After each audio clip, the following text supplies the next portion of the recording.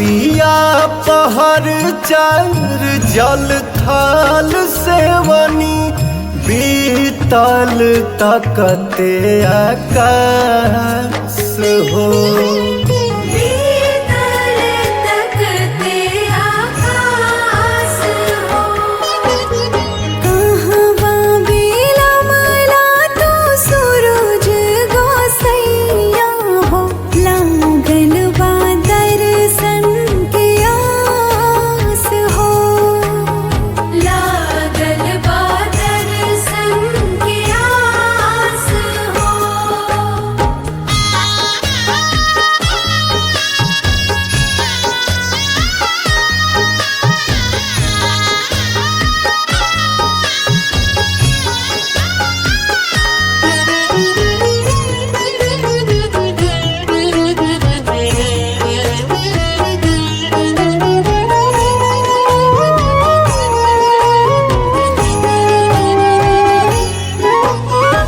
शीतल जल में शरीरिया हो सितियाइलबा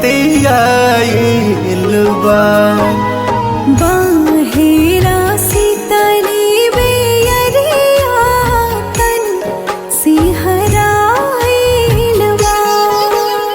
ललकी ललैया में कब लाल होइबा आ जैता हमनी के पास हो।